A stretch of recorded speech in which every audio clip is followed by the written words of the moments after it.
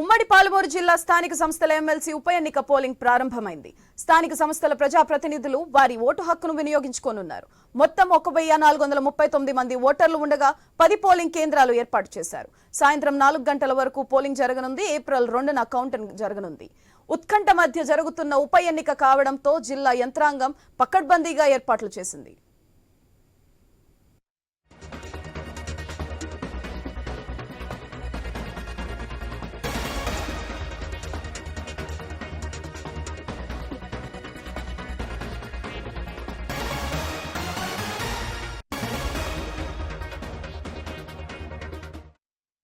కల్వకుర్తి ఎమ్మెల్యేగా గెలిచిన తర్వాత కసిరెడ్డి నారాయణ రెడ్డి తన ఎమ్మెల్సీ పదవికి రాజీనామా చేయడంతో ఉప ఎన్నిక అనివార్యమైంది. ఫిబ్రవరి 26న ఉప ఎన్నిక షెడ్యూల్ వెలువడగా కాంగ్రెస్ తరపున మెన్న జీవన్ రెడ్డి, బీఆర్ఎస్ తరపున నవీన్ కుమార్ రెడ్డి బరిలో నిలిచారు. మరో స్వతంత్ర అభ్యర్థి సుదర్శన్ గౌడ్ కూడా బరిలో ఉన్నప్పటికీ గులాబీ, హస్తం పార్టీ మధ్య హోరాహోరీ పోరు జరగనుంది. మొన్నటి అసెంబ్లీ ఎన్నికల్లో గెలుపుతో జోష్ మీద ఉన్న కాంగ్రెస్ పార్టీ ఎమ్మెల్సీని దక్కించుకోవడం ద్వారా వచ్చే పార్లమెంట్ ఎన్నికల్లో మెజార్టీ స్థానాలు కైవసం చేసుకోవాలని భావిస్తుంది.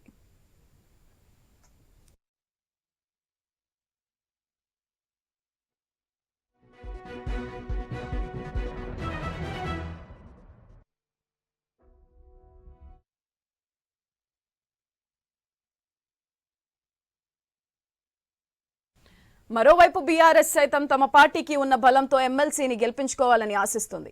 రెండు పార్టీలు ఇప్పటికే తమ ప్రజాప్రతినిధులను క్యాంపులకు తరలించాయి.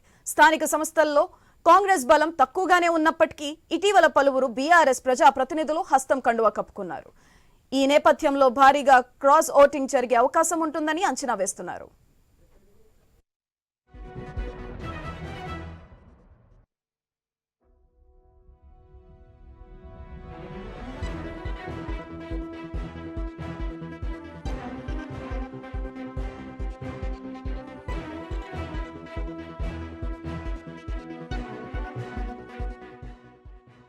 మహబూబ్ నగర్ స్థానిక సంస్థల ఎమ్మెల్సీ స్థానానికి 2021లో ఎన్నిక జరగ్గా అప్పుడు అధికారంలో ఉన్న బీఆర్ఎస్ మాత్రమే బరిలో నిలిచింది. బలం తక్కువగా ఉండడంతో ప్రతిపక్షంలో ఉన్న కాంగ్రెస్ పోటీకి దూరంగా ఉంది. దీంతో ఆ ఎన్నిక ఏకగ్రీవమైంది. అప్పట్లో మొత్తం 1445 మందికి ఓటు హక్కు ఉండగా బీఆర్ఎస్ కు 1039, కాంగ్రెస్ కు 241, బీజేపీ ఇతరులకు కలిపి 165 మంది సభ్యులు బలముంది.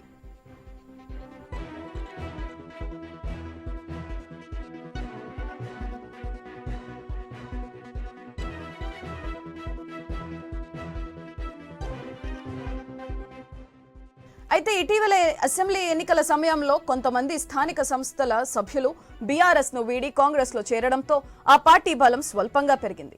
ఉప ఎన్నిక షెడ్యూల్ విడుదలయ్యే సమయానికి బీఆర్ఎస్ కు 925, హస్తం పార్టీకి 390, బీజేపీ ఇతర పార్టీలకు కలిపి 120 మందికి పైగా సభ్యుల బలం ఉందన్న అంచనాలున్నాయి.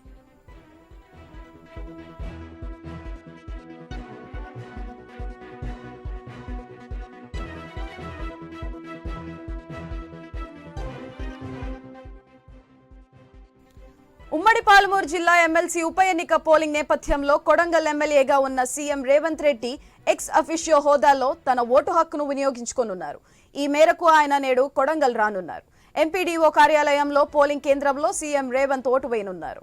ఈ కేంద్రంలో కొడంగల్, దౌలతాబాద్ మండలాలకు చెందిన ఎంపీటీసీ సభ్యులు, జెడ్పీటీసీ సభ్యులు, కొడంగల్ మున్సిపల్ కౌన్సిలర్లు కలిపి మొత్తం 56 మంది ఓటు వేయనున్నారు.